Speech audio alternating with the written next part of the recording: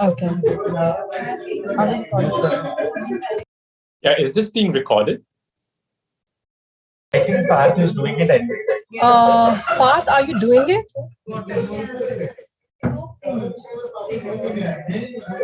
Is it all right, Aadil? Ma'am, please ask other students to unmute themselves. You are, but you can mute yourself, right? Unless the Q&A session starts, please do not unmute yourself. Thank you so much.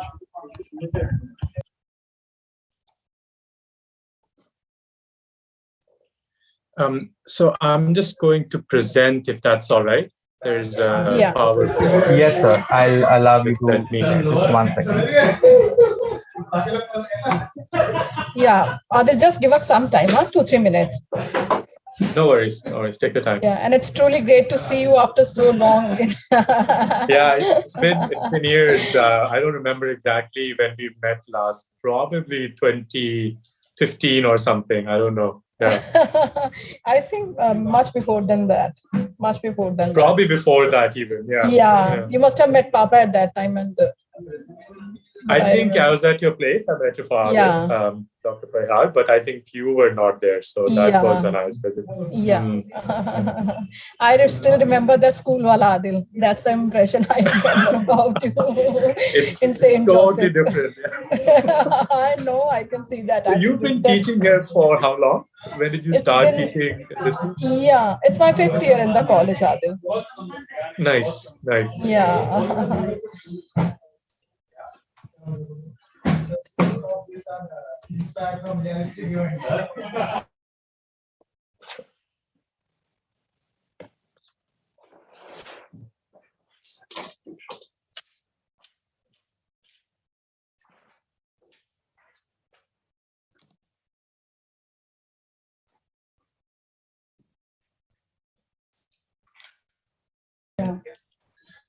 Can we start out other? Let's start with the introduction. Yeah, Misha, I guess we should start. Hello, and a very good afternoon to all our attendees. My name is Misha Bhatt, editor of Shutterland magazine of film and TV under the Department of Film Production and Communication. It gives me immense pleasure to welcome all of you here today.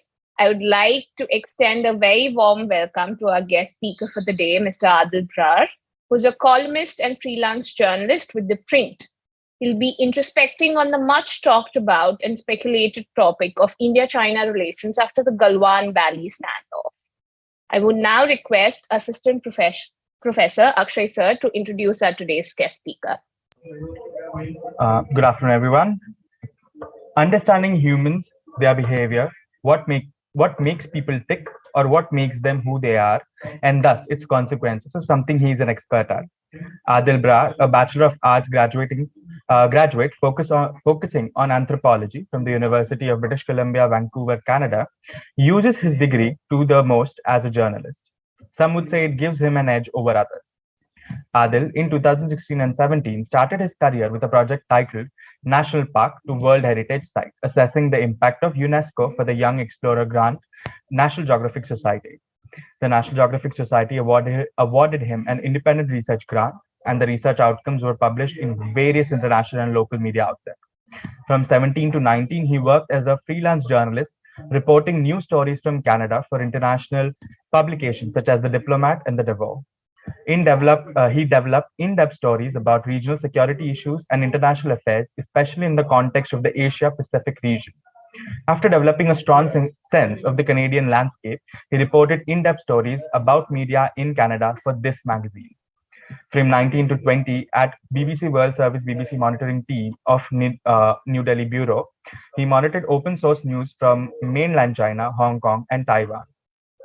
Has worked with allied partners such as the US, Australia, and New Zealand for media OSINT analysis, written visual storytelling script for BBC Minute.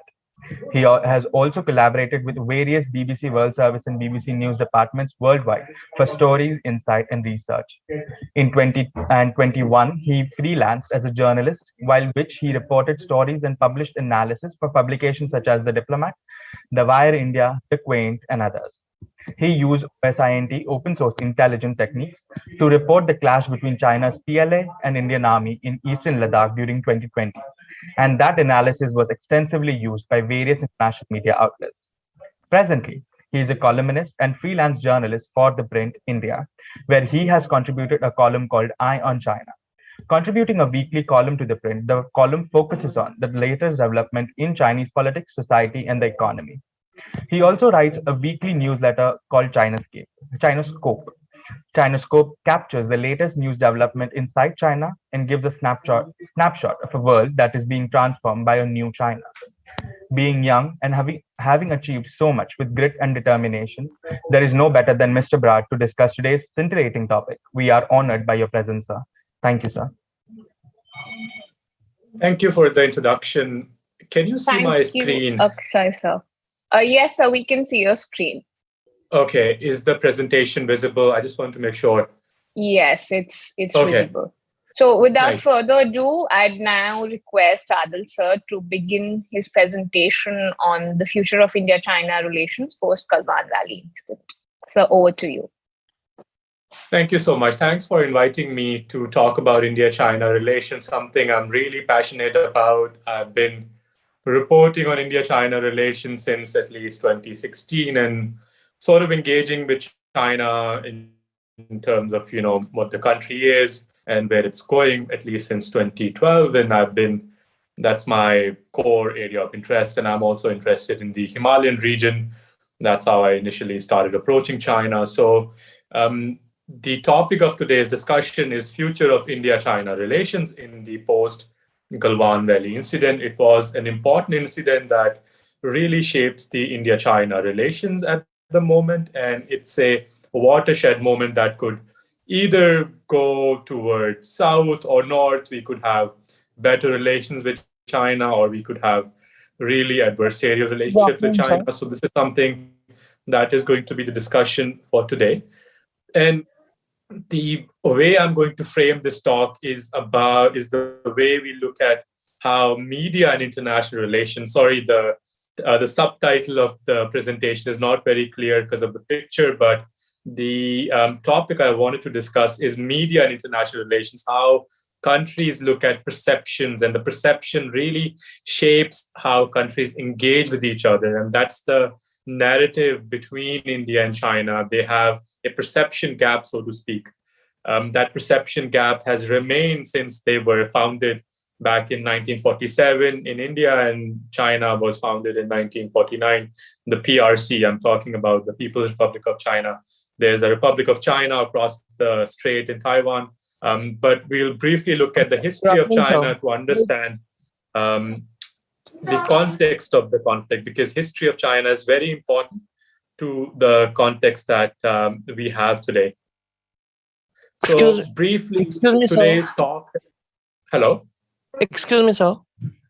Yeah. Good afternoon. Sir, before starting the presentation, can you tell us about the Gulvan's Valley incidents? Because it will help us to know this topic well.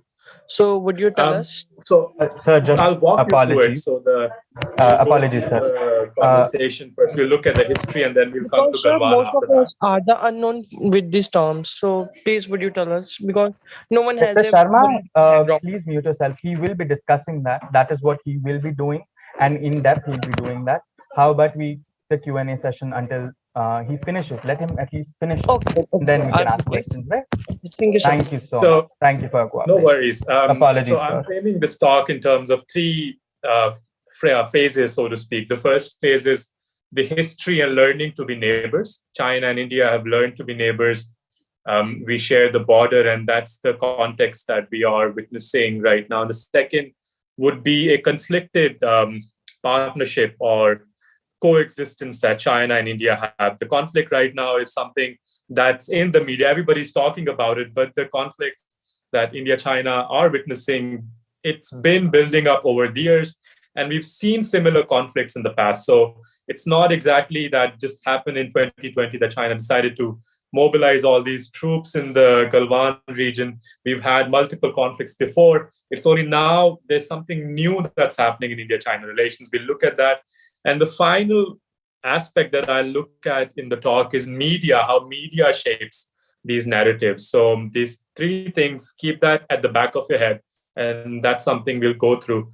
First, the brief history of China, because it's an important topic. In India, we only understand China through these very sort of old ways of understanding China, which is, Hyun Sang came to India, and these sort of narratives that, we have about India sort of influencing China through Buddhism. But those sort of ways of understanding China are outdated, to be honest.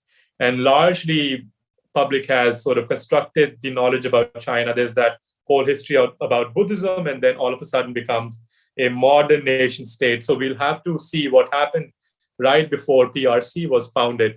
So PRC, the People's Republic of China, was founded in 1949. But before that, there was the Republic of China, the KMT or Kuomintang. That's the nationalist Chinese, which was a party that replaced the Qing Empire. Qing Empire was the last imperial kingdom of China. And the KMT party took over the project of building new China, the nationalist China. And that party was led by first the ideological father Sun Yat-sen, and later Chiang Kai-shek.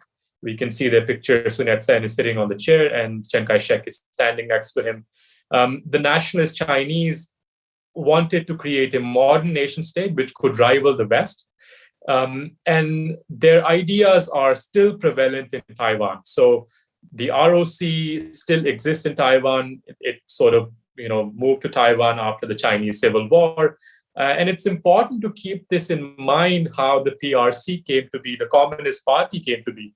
Communist Party came to be through struggle, through conflict with the KMT, through a history of civil war. So this has to be kept in mind. The CCP, the Communist Party, was an army before it became a political party. And that's how it looks at the world. It had to struggle to come to power. And that struggle really defines its identity and its relationship with the world. And I'll just introduce a concept which is also important to understand how China deals with the world. That's the idea of the century of humiliation. So China was colonized by outsiders. There were territory within the regions of China on the coastal areas, which were controlled by the French, the Germans, the British. You might think of Hong Kong, which is considered one of the British colonies. So China has this complex of being humiliated over the centuries, and that's how it engages with the West. And before the PRC was founded, we had the Republic of China also accepting these types of narratives. And it's important in context of India-China relations, because China believes that India is a state that inherited the colonial legacy. So India is a continuation of the British Empire. That's the sort of narrative that the Chinese really believe in. So, and they think that India is a lackey of the West. So understanding that, So understanding that context is important, because it will help you to understand why this aggression at the border is happening right now, why we have the Galwan incident, and why do we find ourselves here. And just briefly, the modern warfare is not just about the actual conflict that we saw in Galwan. It's about images, it's about conflict through media, through perception creation. And there is a very important scholar named Robert Jervis. He writes about the kinds of media narrative building that goes on during conflicts. And this is the narrative that China is presenting to the world, that we had suffered a century of humiliation. And the reason we are aggressive right now is to correct the wrongs of the past. So during the Chinese Civil War, the CCP, or the Chinese Communist Party, grew as an army. And the army at one point was almost as big as 5 million men who were fighting in the Chinese Civil War between the Kuomintang and the Chinese Communist Party. And between that phase, you also had Japan, which attacked China to capture territory within the Chinese mainland, and which eventually led to the Nanjing massacre. So it's a complicated history that India is still trying to understand. I would say Indian media is for the first time paying attention to this history. We only had these sort of old ways of understanding China, which are not very helpful. And what emerged out of the Chinese Civil War was the foundation of the PRC in 1949 through armed struggle. Mao Zedong, Zhou Enlai, Deng Xiaoping, they emerged as the victors, so to speak. And the Chinese Civil War ended with the Communist Party, with the KMT, the Kuomintang, leaving for Taiwan. And the Kuomintang Party, KMT, still exists in Taiwan, in Taipei. And that's the successor state of the Republic of China. So there is the PRC in Beijing, and there is the Republic of China in Taipei. India has good relations with Taipei because of the tensions with Beijing, but we'll have to see how that pans out if relations between Delhi and Beijing improve, and we might return towards what we had before the Galwan incident. That's one of the scenarios I will talk about in a bit. So the armed struggle led to an ideological movement within China to create revolutions. Creating revolution, fomenting revolutions is at the heart of Mao Zedong thought, and Mao inspired the youth to fight against the landlords and overthrowing hierarchies within Chinese society. And it's an important concept to understand how the Communist Party, the army, and the Chinese society operates. A revolution or making revolution is a key concept that you'll read in all the documents. If you ever go to Xinhua or one of the Chinese state media outlets, you'll come across, revolutionary ideologies. And this is something Mao mastered and created out of his ideas. And so just before we jump into India-China relations, I'll close the history of the KMT and Civil War. China also suffered heavily during this period right after the foundation of PRC. China had first the Great Leap Forward when Mao decided to destroy the agriculture by creating a sort of industrial state that only makes steel in the backyard. And right after the Great Leap Forward, we have Cultural Revolution. So these two events shape China's history. And around that time, India had a war with China in 1962. Some people even say that Mao used this opportunity to distract the Chinese people from what was going on within mainland China, to basically start a war to divert attention of the Chinese people. It's one of the arguments that is often cited by experts, but I don't think that's what really happened. It could have been one of the factors, but there were other reasons why China decided to wage the 1962 war.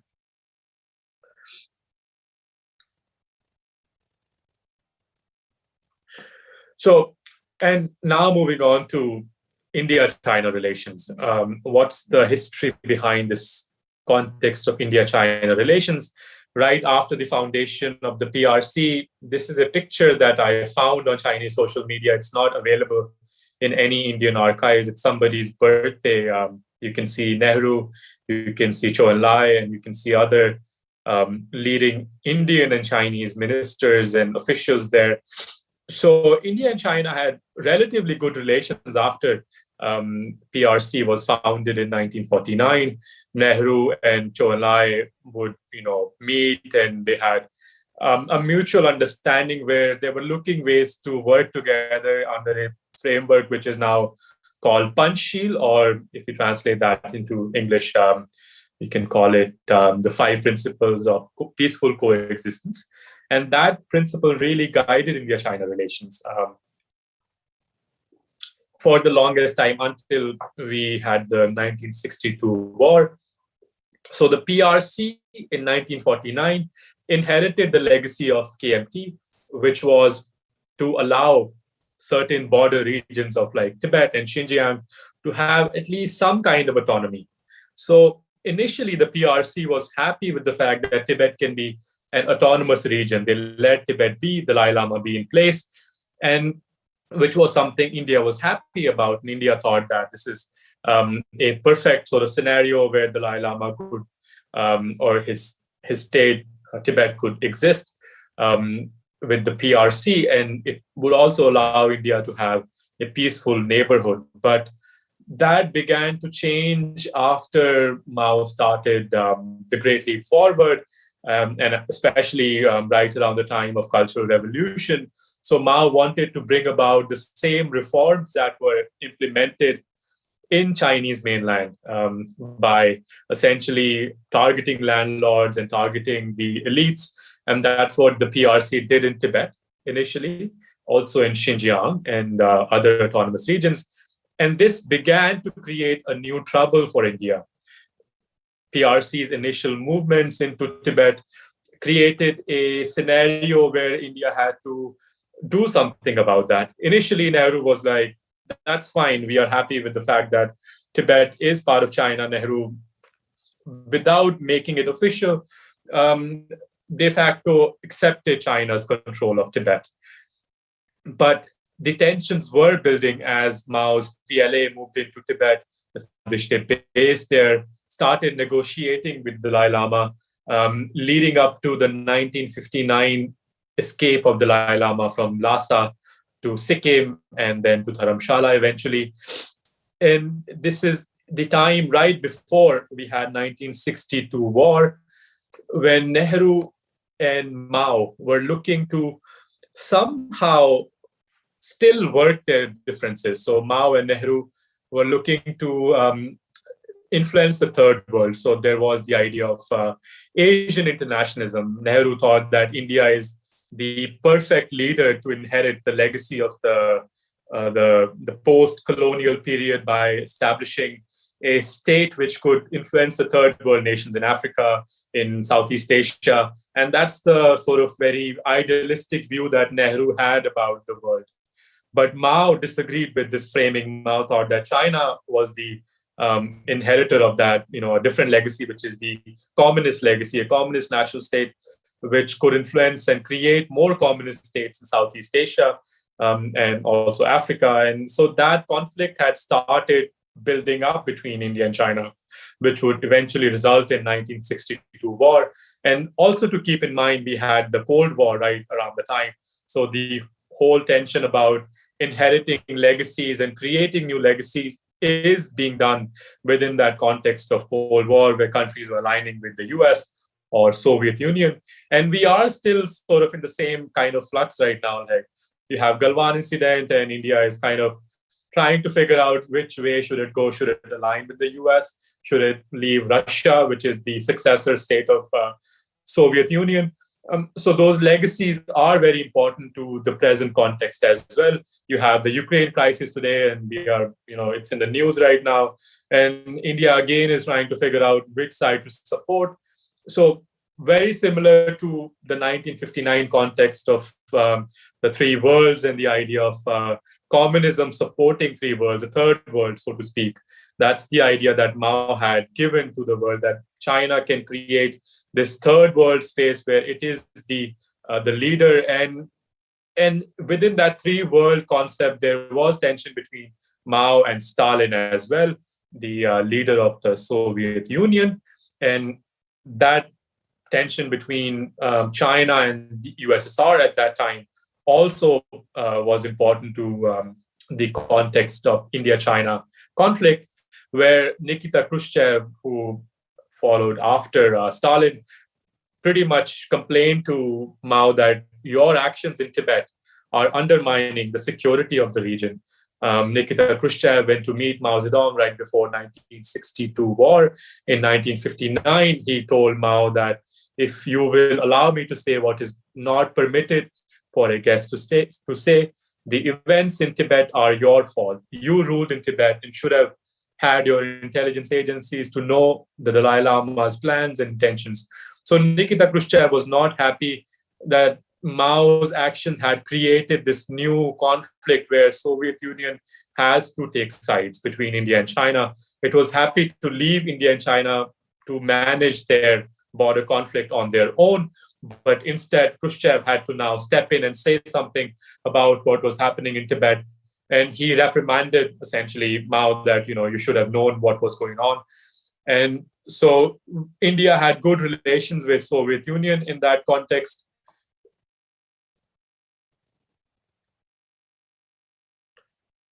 And this brings us to what we saw and we know very well, which is the shock of 1962 war. There are different theories about why that war happened. China perceived that Nehru's actions as a threat to its own security. So I'll introduce this concept of international relations that's called the security dilemma. Essentially, what security dilemma means is that nation states have a kind of neighborhood where they have to securitize their borders. They have to buy guns and weapons to make sure that their citizens are secure, especially India and China have a border in between. So India and China have to securitize their border. So when the intentions of the other side are not known, you don't know how the other nation state is securitizing their border. So China has been, increasing its national security budget, its defense budget. So at the same time, so that raises questions within India. What are China's intentions? So we had something similar back then where Nehru was not sure about Mao's intentions. Why is Mao moving into Tibet? What is the ultimate aim? Because China had also claimed Arunachal Pradesh, which was controlled by India at that time. So, and also parts of Eastern Ladakh. And that's the conflict we'll talk about after this. So briefly, Mao and Nehru were not able to work out their tensions. So the perceptions about what is security in terms of China, why is China doing what it is doing and what is India doing, that created gaps of perception. And those gaps of perception have returned time and again. We've had them in 1967 when we had the Nathula conflict, and again in 1987 in Arunachal Pradesh. So every time the global context or the Chinese perception of India's intentions change, we've had these border skirmishes, tensions at the border. But the last time people actually died at the border was in 1975. So we had a whole period of peace between India and China since 1975 until Galwan happened in July of 2020. So these perceptions were not easy to manage. And the security dilemma created the whole conflict, which led up to 1962, where Nehru created these forward posts. That was the idea that Nehru proposed, essentially manning these posts in Eastern Ladakh and parts of Arunachal Pradesh, so close to what was known as NEFA, across East and West. And China perceived that as a threat to its own security. So both sides were creating a spiral of securitization, and that's what eventually led to 1962 war. There are two narratives about 1962 war. The first is the narrative which we know from parts of the Henderson-Brooks Bhagat report. It's a report that Indian government issued, essentially commissioned after the 1962 war. And the whole report remains classified. We don't have access to that report. But parts of it was leaked in 2014. So we know there was quite a bit of blame that went around the Indian side. Why did we start the war, the forward policy? But ultimately, it was the ambush came from the Chinese side. We have to remember that. China moved in troops in response to the forward deployment. And it was Mao's decision to start the war. And that whole context is important to what we are witnessing in Galwan as well. And the other narrative which came out of the book that Neville Maxwell wrote, India's China War. It's a very important and popular book on India-China war, though it gives you a Chinese perspective on things.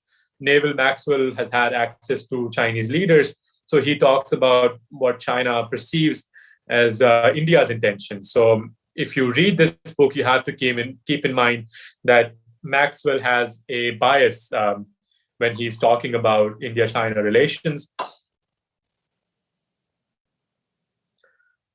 So the war destroyed India-China relations for the longest time, but we somehow managed to emerge from that. And while within that period after the war, India had its own internal tensions. We had emergency imposed Indira Gandhi's phase and that whole period. But meanwhile, what was happening in China was China opened up to the world for the first time. Mao's death created an opportunity for the Chinese leaders to, for the first time, open their economy to the rest of the world, which was done by Deng Xiaoping.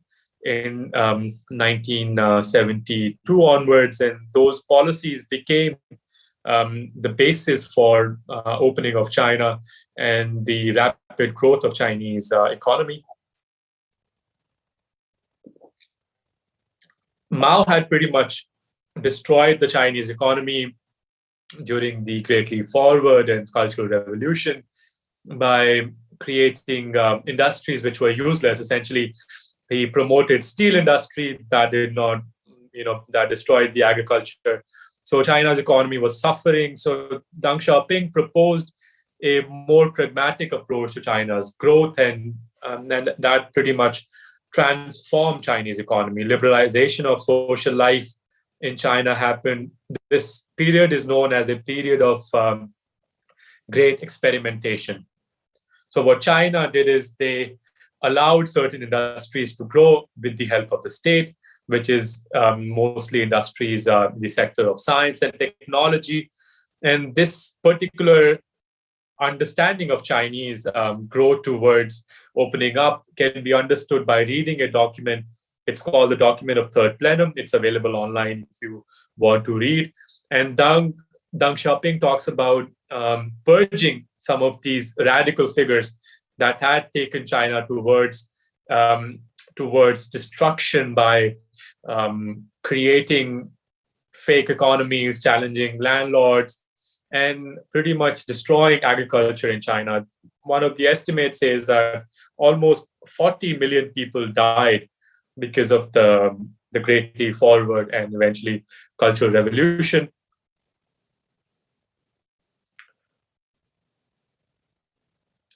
So China's grand strategy, I'll just go back to where I was before. Up until then, China had been close to the world. China had an economy which was pretty much on its own. It was not making anything. It was not trading with the world.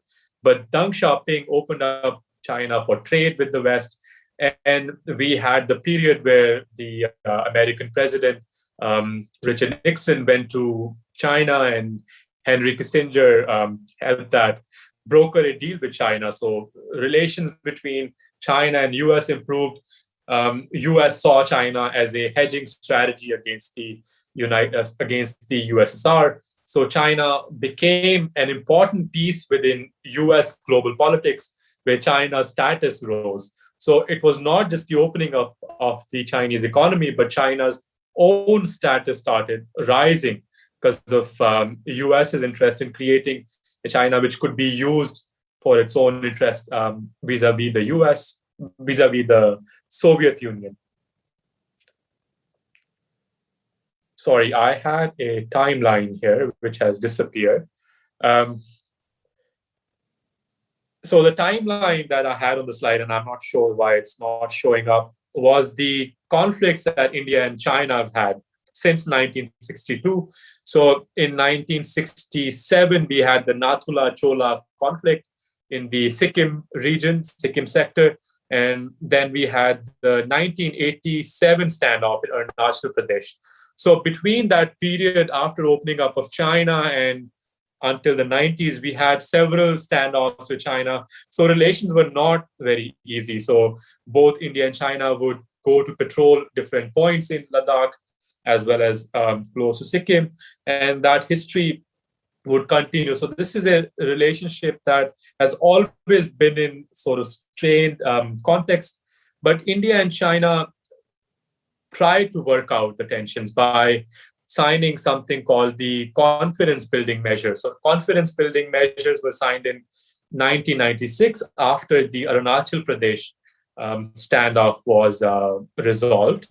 And this standoff started in 1987. But after that, we even had Depsang standoff in 2013, which is not really discussed, but we'll leave that for later. But what CBM or confidence building measures allowed is that India and China decided to stop bringing any weapons to the border, any kind of heavy weapons, guns, tanks. And there's a document which is available on United Nations website. You can read that document of the CBM agreement. And that agreement had stopped any spirals of conflict until Galwan happened. And we know in Galwan, shots were fired, weapons were used. There was tanks very close to Rezangla area. And so that agreement is now pretty much destroyed, and the peace has been disturbed by the events of Galwan. So what CBMs allowed is CBMs allowed India and China to create confidence amongst in their bilateral relationship, and which led to the 2003 mutual acknowledgement of Tibet and Sikkim. So Atal Bihari Vajpayee went to China, and during this period, China acknowledged that Sikkim is part of India. China had not acknowledged that Sikkim is part of India. And similarly, India had never officially acknowledged that Tibet is part of China. So there was a mutual exchange that happened. And this was only possible because India and China had a very good relationship in the early 2000s, and Chinese economy was opening up, and it had grown to an extent, and there was confidence within China that India is not a adversarial country. We had the period of Hu Jintao, one of the presidents, and before that we had Jiang Zemin. So leading up to 2000, the relationship was very good. We had ambassadors like Shiv Shankar Menon, Nirupama Rao. These are the China hands, so to speak, in India, who understand China, who speak Mandarin, and they did create a phenomenon which was a period of peace, I would say. We've never had anything like that in India-China relations.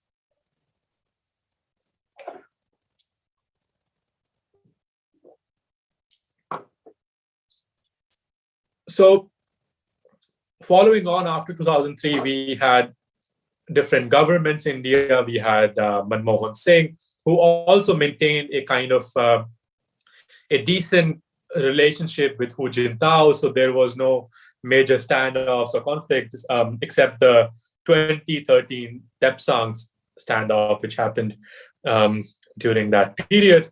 But largely India-China relations remained peaceful. Indian students started going to China to study. The trade was booming. And then in 2017, we had the Doklam standoff. Doklam standoff brought back some of the tensions that India-China had inherently had because of their border regions, because of their perception differences. And it brought back the history of 1962 war. And it was for the first time China used their state media to create tensions at the border. So Sikkim region was largely considered settled because of the 2003 agreement. And that particular area where Doklam happened, it's a region that's claimed by it's claimed by Bhutan and China. And India is party to that conflict because India provides security to Bhutan. So, and naturally, it's a region where India has the Nathula Pass, so it became party to that conflict. The reason it happened, there are various justifications. China was building roads in Doklam. There are satellite photography and images that you can find on Google. Actually, now there's really good open source tool. It's called OpenStreet. You can go look it up. And you'll see these roads in Doklam Bowl that started coming up in 2012 and 13. So China was doing something on their side. They never really stopped building up these roads and networks of bridges that exist on the Chinese side. And India also started realizing that leaving the border regions undeveloped is not good for India's security. Until then, there was a justification that India can leave these border regions as they are, because if there is a war, the Chinese PLA would not be able to move forward. So India left these border areas without any development. There was no good road leading up to Nathula, or like in Sikkim side, or in the Eastern Ladakh side. Now, if you read news, Indian Express, Hindustan Times, you come across these articles. The Border Road Organization is quickly building these roads, and we had left the infrastructure undeveloped, and that I think was a big mistake. big mistake on the Indian side, because China was slowly building these roads on its side, in Aksai Chin, in Sikkim, on the Arunachal side as well. So Doklam conflict was eventually resolved through diplomacy, and we had two very interesting summits, which was the summit of Wuhan when Prime Minister Modi went to China, and then we had Mahabalipuram summit when President Xi came to India. So these two summits were trying to somehow settle the conflict that was building up between India and China. But we don't know what was actually discussed during these summits. I'm not personally very happy with the fact that these summits actually happened. There's no agenda to the summits. There was no roadmap of what was to be achieved.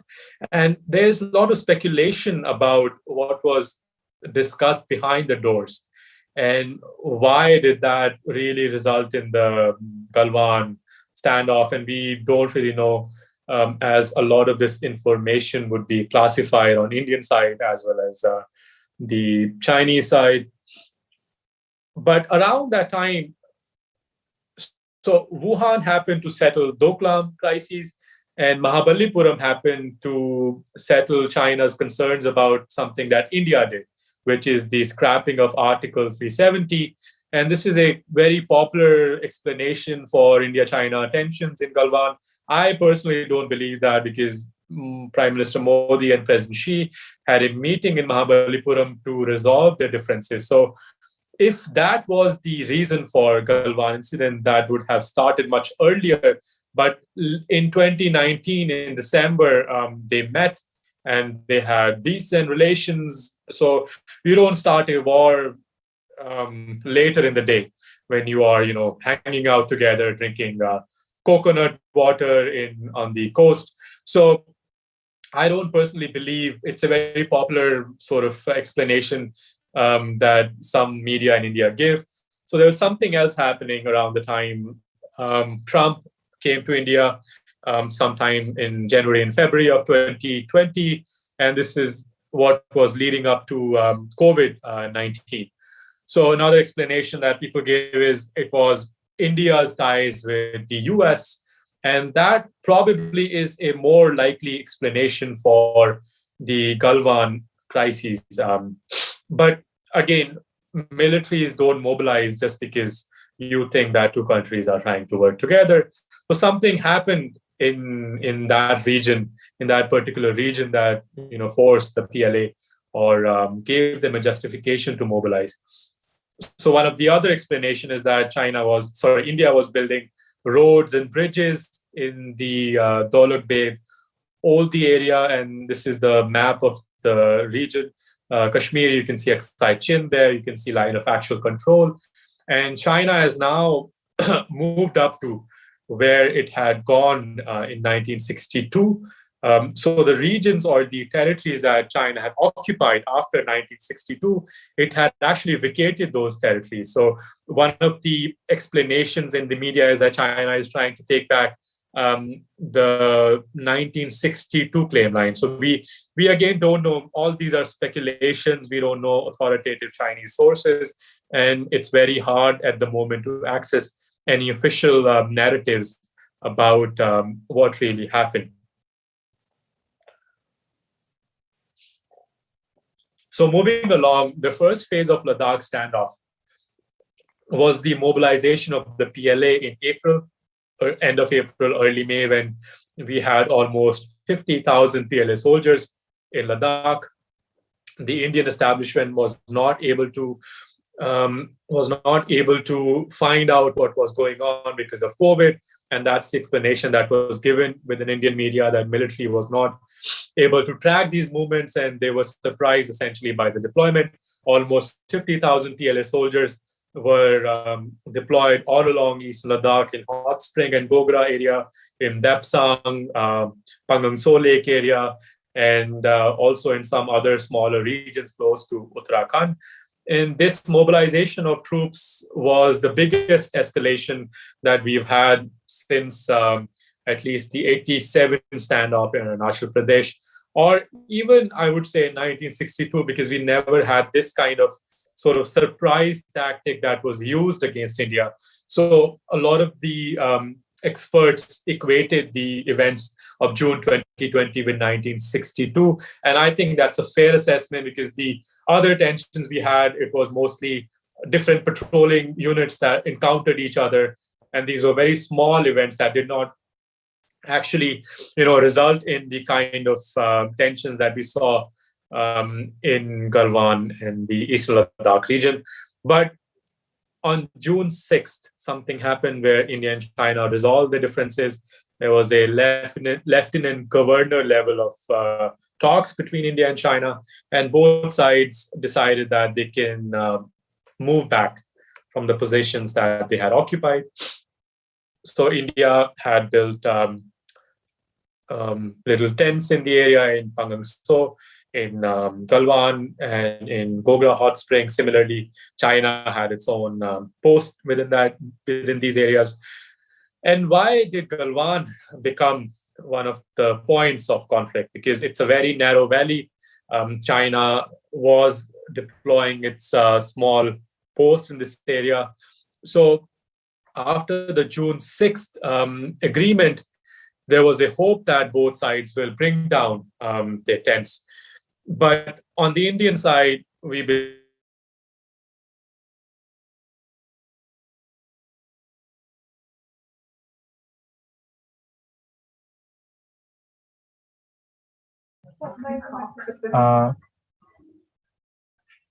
No, I can see. Anisha, can you hear us? Yes, sir. Adil sir, we can't hear you at all.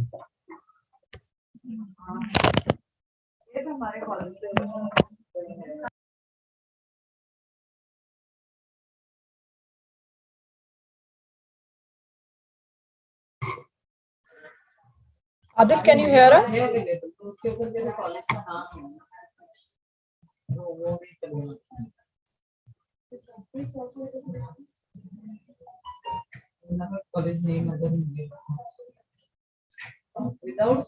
I think he has lost the connection.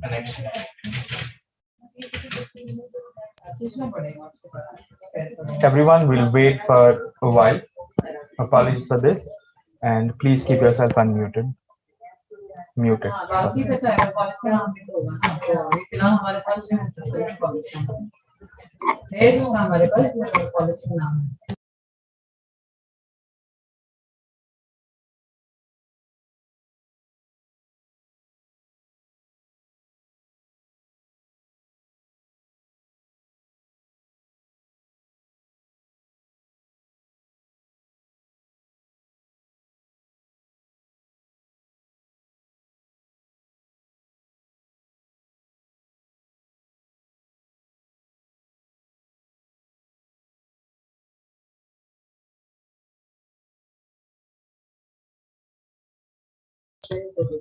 Adil, could you hear us?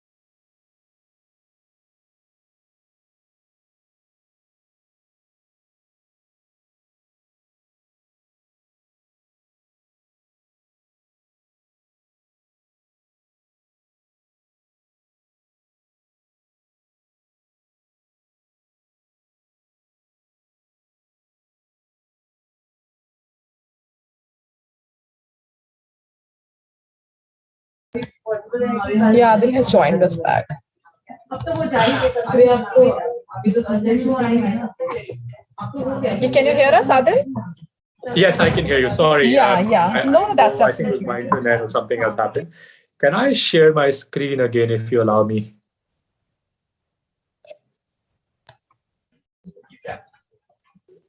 Do you see my screen back up? Yeah, we can.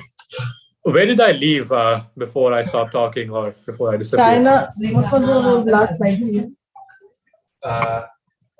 There was this Yeah. border migration was happening. Yeah. So we were talking, we began Galwan at how it was a narrow valley that you were there. Yeah. So the result of this, the whole conflict in Adil, we Gulvan can't was that see your India. slide. Yeah. Can you see my slide or no? Is No. not visible. No. Okay, No. 1 second. I can share it now.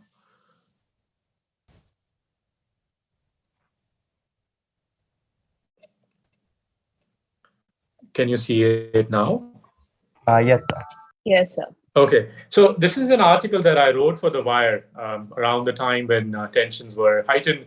I had given an explanation that tensions were there because of the scrapping of Article 370. But looking back, I don't believe that really mobilized the PLA. The result of the clash on the night of Galwan was that India lost almost 20 soldiers, and Chinese scientists acknowledged that they lost 4 soldiers. And China's used that whole tension and the death of the soldiers to rattle up nationalism. The Chinese state media has these images flashing on their screen all the time. And they lost, according to the acknowledged deaths, they lost a battalion commander, Chen Hongjun, and 3 other lower-ranking soldiers. But there is a speculation that the number of soldiers that actually died that night from the Chinese side were at least 17, because 17 bodies were handed back. But these are, sources in the Indian media, so we don't know exactly what happened. But definitely China has tried a lot to create a narrative around the whole issue of how many soldiers died. China has jailed a blogger on Weibo who questioned China's timeline and narrative of how many soldiers died. He's a very popular blogger who we don't know where he is. And so there's a lot of that tension which is building up internally within China. And you might have noticed recently a report came out by an outlet called Klaxon. So we don't know what the ultimate source of that report is, but that speculation again creates a lot of tension inside China. China has to control the narrative, what happened during Galwan, because China has not seen a conflict since the Vietnam War. So China essentially invaded Vietnam during Deng Xiaoping's period, and China has not seen any conflict. So this was the first time they had to witness a hot war. And just going back to what I was doing personally, I wrote this another article for The Diplomat, what are Chinese saying about the deadly Sino-Indian border clash.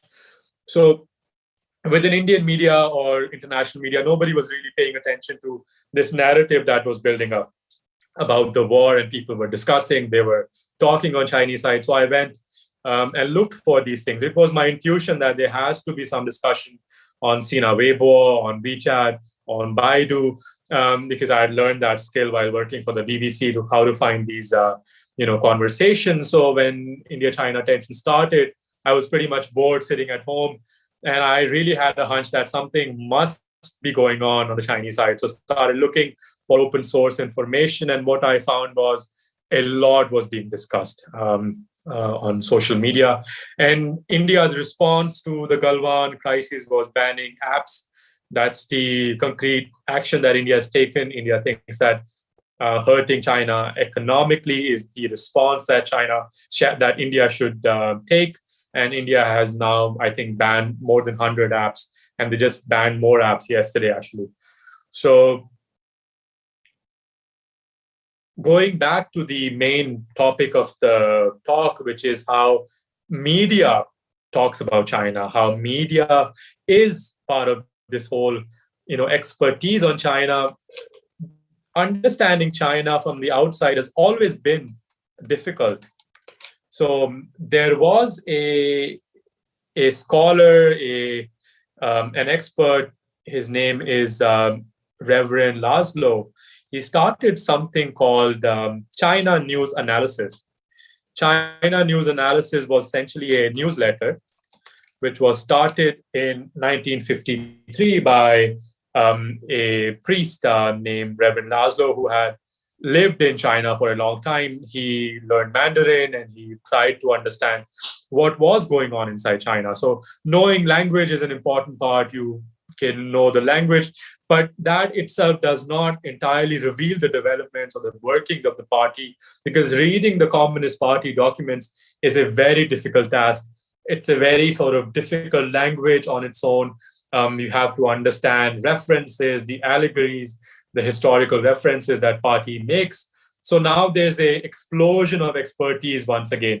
The point I'm trying to make is that understanding China has always been difficult, and it will remain so, because China opened up initially in 1979, and it's kind of shutting down again because of the tensions we have with the US. And now again, there is this interest in understanding China, just like Reverend Laszlo had done back in the day. So there's a very popular newsletter. It's called Sinocism by Bill Bishop. It's an excellent newsletter.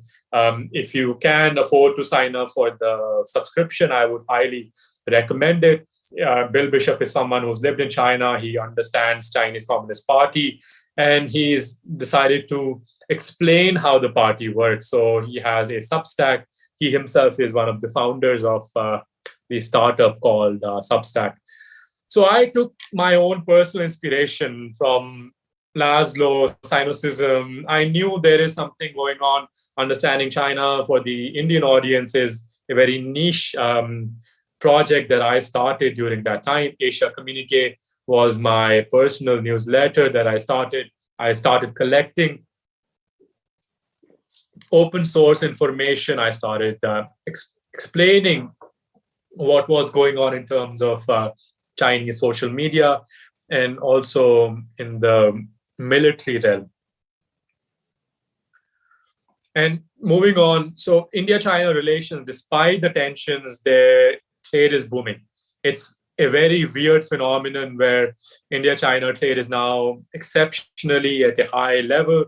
We saw between 2020 and 2021, the exports grew by 67%, and the imports grew by 67%, and the exports to China grew by 65%. And despite the tension, despite what was going on in Ladakh, what was going on all across different sectors. And this is an important concept to understand. Despite the tensions, India and China have over the years grown their trade. And it's not India-China that have grown their trade. It is China-Japan. China-Japan decided to keep their border conflict, territorial disputes aside, and to grow their trade. Though China-Japan trade has actually fallen instead of continuing to grow. But India-China trade, on the other hand, is exceptionally grown and continues to grow and defy all logic, so to speak. So separation of disputes and economy is something that China likes. It likes to keep its economy and trade to grow, and keeping these disputes on the border, whether it is with India or South China Sea, is something that serves China. So there is a logical sort of explanation that China has behind this separation. This is just a graph of the trade between India and China. And then we have Indian students going to China. That's another very interesting phenomenon where China provides higher education, especially in the medical field, where Indian students are increasingly going to China. Not at the moment because of the COVID restrictions. Students are not present in China at the moment, but just like economy, this is another very interesting phenomenon between India and China. So just the last bit. So I present three scenarios about India-China relations and where we are going. So the first one is the quadrilateral security dialogue between India, Australia, US, and Japan. That's a hedging strategy. Essentially, nation states hedge their strategy whenever there is a military tension between the countries. So China is perceived as a threat by all these countries. Though these countries don't talk about China as a threat, They say, keeping Indo-Pacific open, keeping the whole Asia as an open space where countries can use the waters, but indirectly they are talking about China. So what we could witness is these countries balance and hedge their strategy, and they can check China's belligerence. That is the first scenario, and I think that's where we are right now. The second scenario is we run into a war with China. And this is a scenario, this is the worst outcome that could happen. It's still possible. I would say it's more likely than a kind of Modi-Xi rapprochement, like the summits we saw in Wuhan, Mahabalipuram. It's the second sort of scenario in my own assessment. But if that happens, it will be India against China. US might support indirectly. There's no alliance with the US, so India will have to fight its own war. And the third scenario, which is the most optimistic one, that is Xi and Modi finding a way to work. I see that as highly unlikely at the moment because of the global tensions and where we find ourselves. But it's possible. It could happen. I'm not saying it's impossible.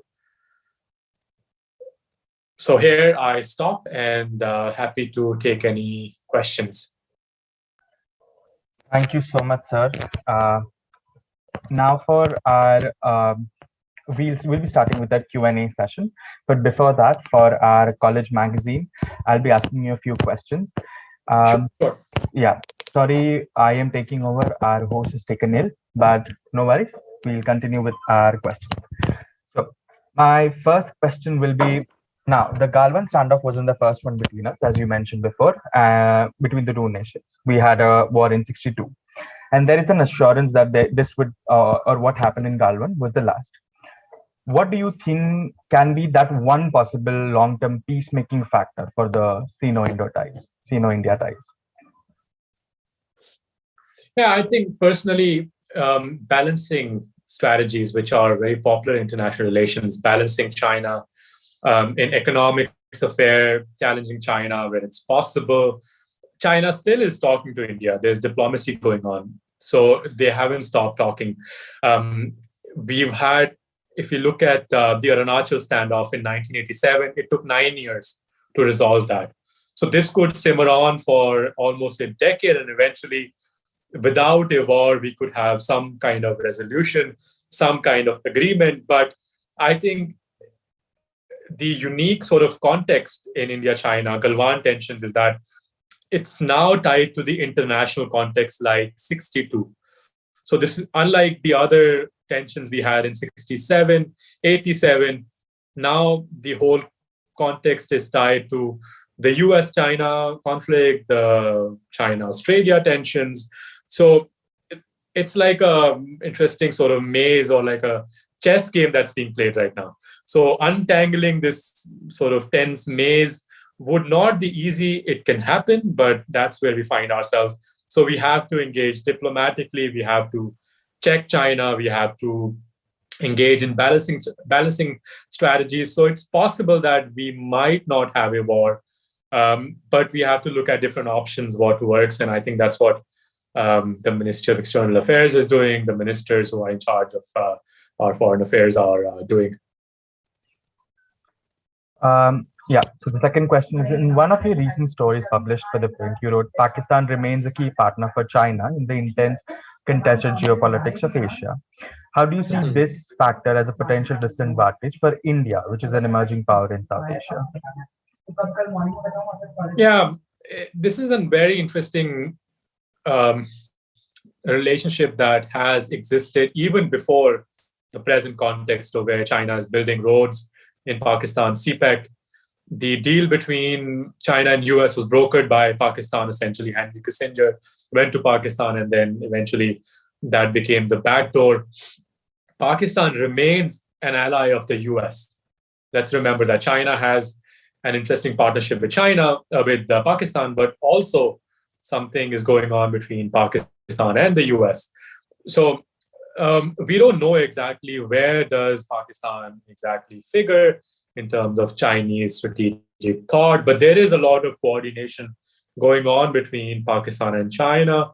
So especially in up north, close to Aksai Chain, in the areas in Kashgar region and the CPEC. So that partnership is happening, it's unfolding, but we don't know exactly where does China actually state that partnership to be. So we don't have the authoritative sources to explain how could that have impact on India-Pakistan tensions. But India feels confident enough to move at least a big chunk of its army from the border with Pakistan to China border. So there is something else happening here. Definitely, China is a threat to Indian security. It has remained over the long run. But we feel confident enough to make do with Pakistan in a different way than, fighting a sort of a two-front war. The two-front war theory remains popular. It's possible that there could be a two-front war, but Pakistan's own economy itself is not doing that well. So we don't know how far could even Pakistan support China when it actually came to something like that.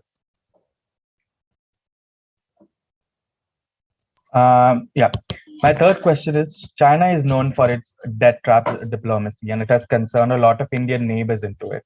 Do you think India will be able to counter this approach in the long run? Yeah, absolutely.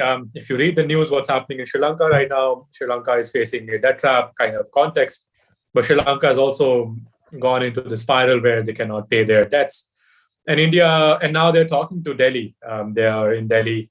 The Sri Lankan politicians are back because they know China has its own sort of interests, so they cannot rely on China entirely. They have to fall back on traditional relations with India. Similar things are happening with Nepal. So it's almost like, for a lack of a better word, it's like a Cold War between China and India. In South Asia, India has its own advantages when it comes to South Asia. China only can give money. India and other South Asian countries have cultural ties, other ties which are much, much stronger than building roads and bridges. China can connect and build roads and bridges, but it will never be able to replace the kind of cultural sort of diplomacy and the strengths that India has. So definitely, India has other strengths. So if China has money, India definitely can do other things. So that's where the whole debt trap diplomacy can be kind of challenged in that context. Thank you, sir.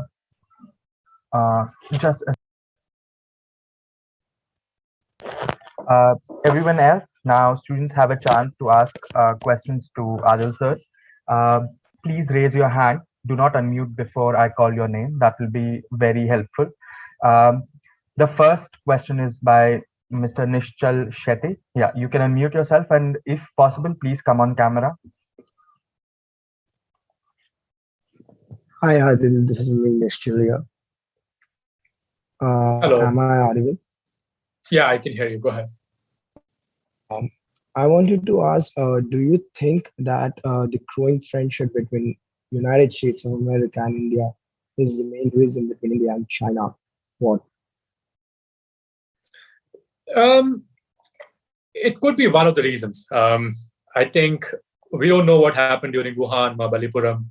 Maybe she wanted Modi to stop developing close ties with the US.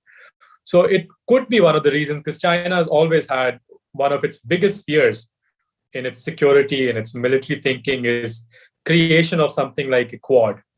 If you read Chinese documents, you will come across fighting the cliques in Southeast Asia, challenging them in ASEAN. And so it is definitely, according to my own assessment, one of the reasons, but not entirely the only reason.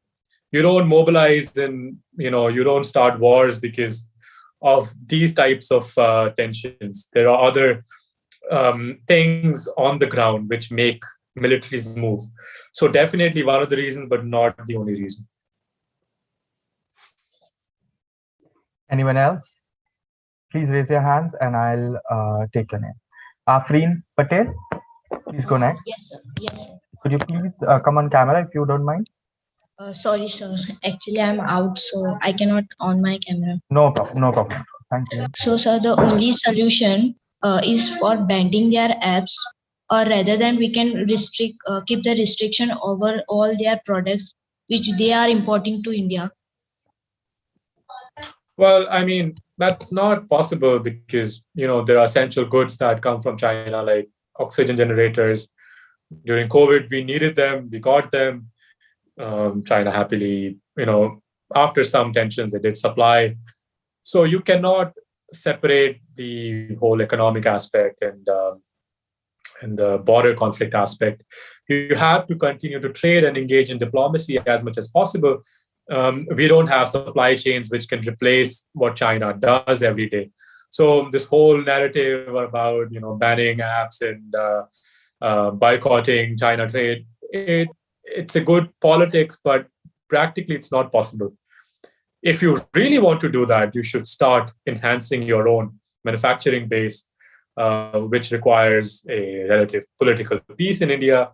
So banning things and stopping trade from happening, you have to find key sectors. So I think what the government of India right now, what we are doing is we are finding key sectors that have to be sort of vacuumed from the threat from China. So technology, some areas are being stopped from becoming a vulnerability, especially in tech space.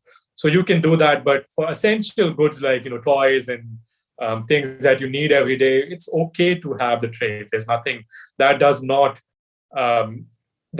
become a threat, to be honest. And eventually, if we want to replace that trade, we have to find other supply chains to supply goods that we need for our own development. We cannot stall our own development just because we have border tension with China.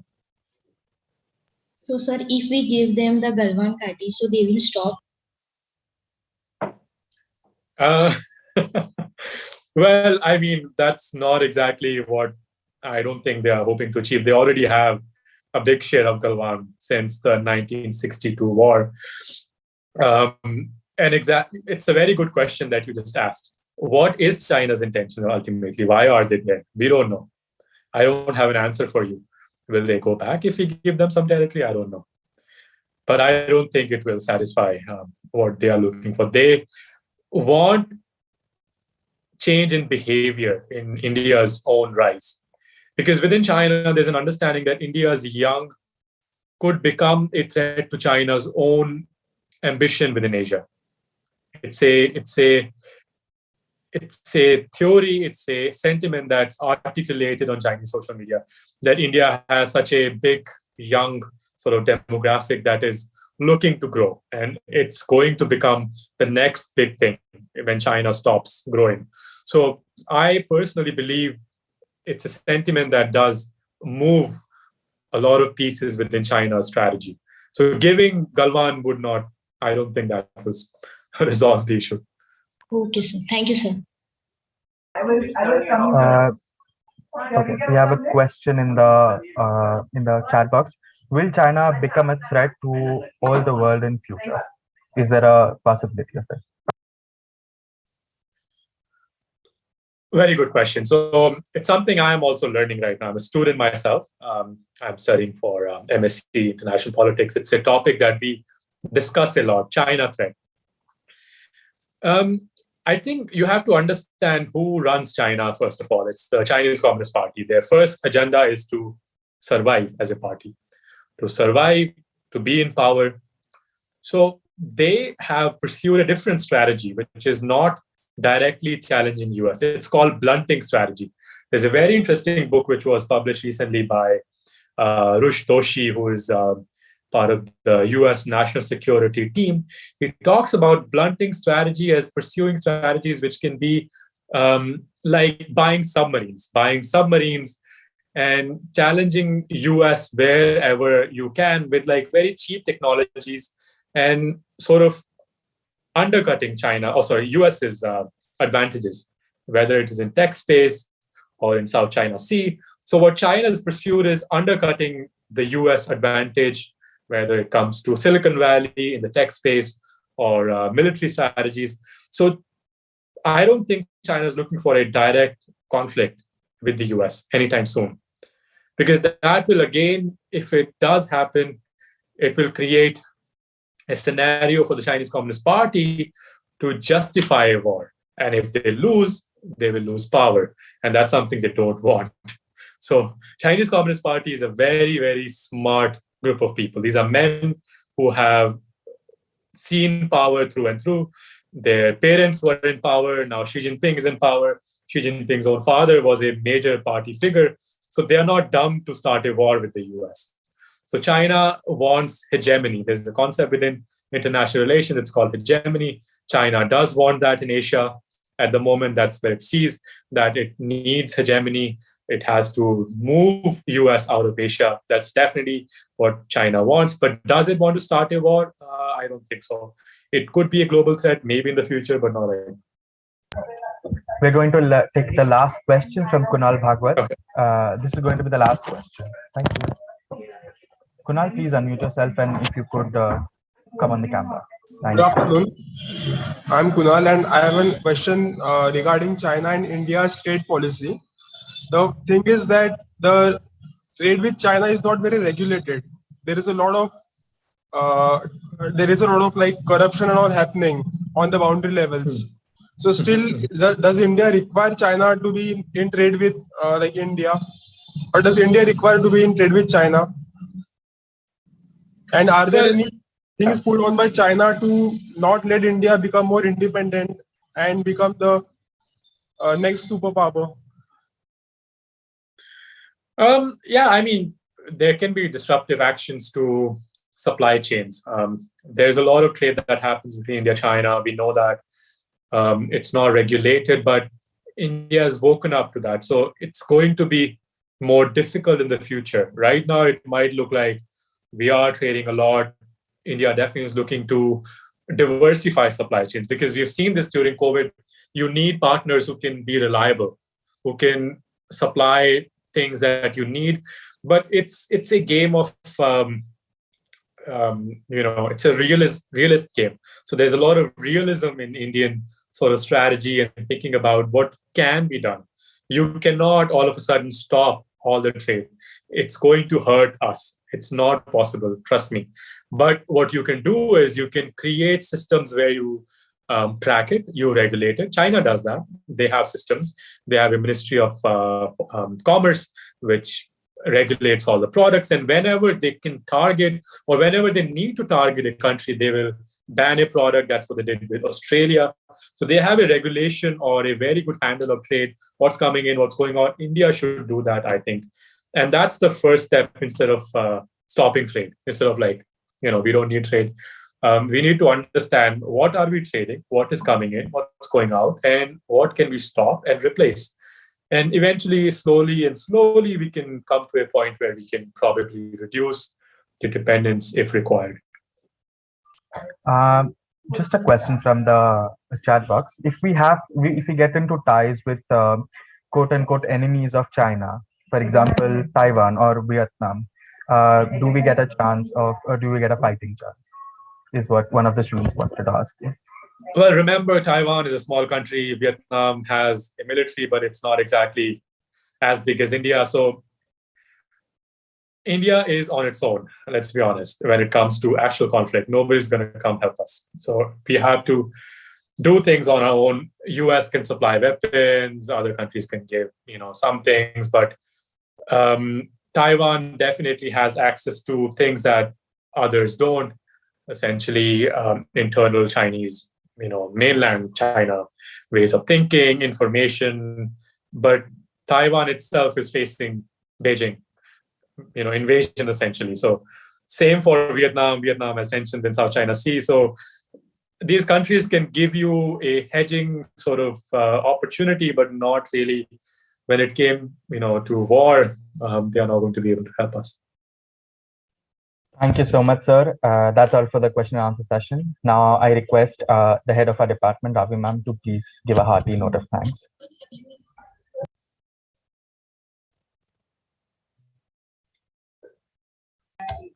Am I audible to all of you? Yes, ma'am. Yeah. Well, Aadil, for my thank you, and my thank you note that comes from a very personal corner of my heart for you. From that young but promising schoolboy, like I told you, from Bathinda, to this intellectually evolved young man in London today. Adil, your journey has been both exceptional and exemplary. I'm still Thank marveled you. at the quality of conversation we just had from someone whom I can proudly claim to be acquainted with at a personal level.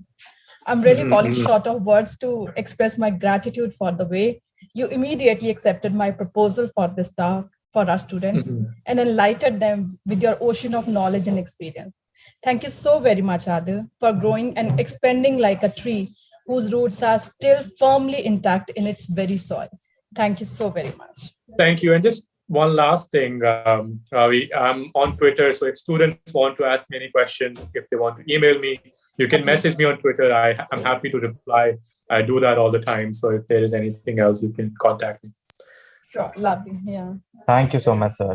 Thank That is you so much, generous of everyone. you. That is generous of you for giving us your Twitter ID. Thank you, everyone. Now I request Kiran ma'am to give the ending remarks for today's session. Everybody, please note there is a feedback form in the chat box. Please do not leave the meeting without filling that form. Kiran ma'am. Yes, thank you, Akshay. Am I audible, Akshay? Okay, great, thank you.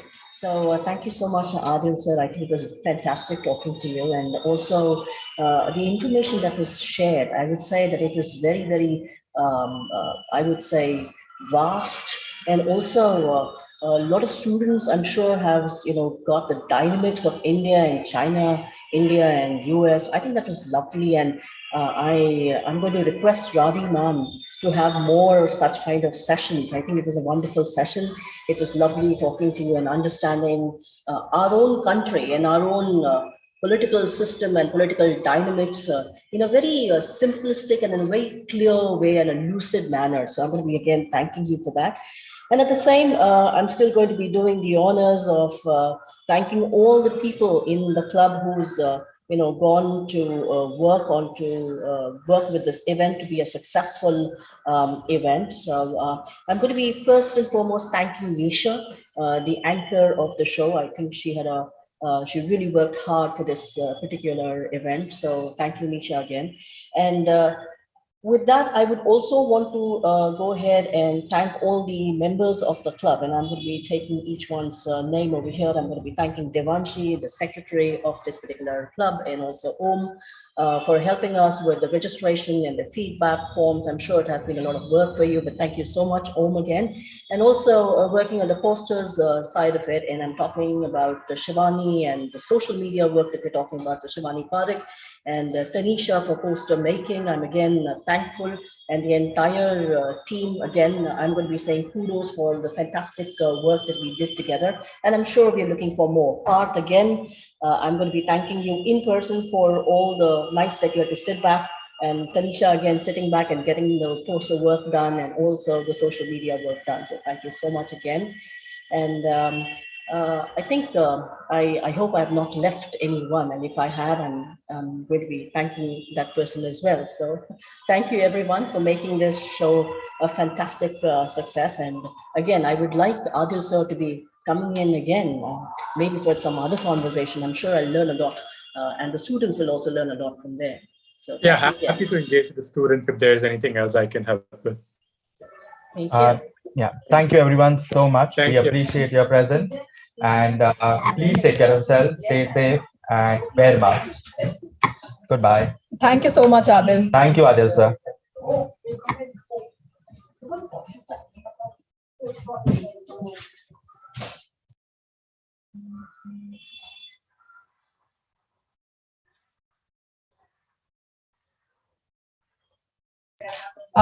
I hope everyone has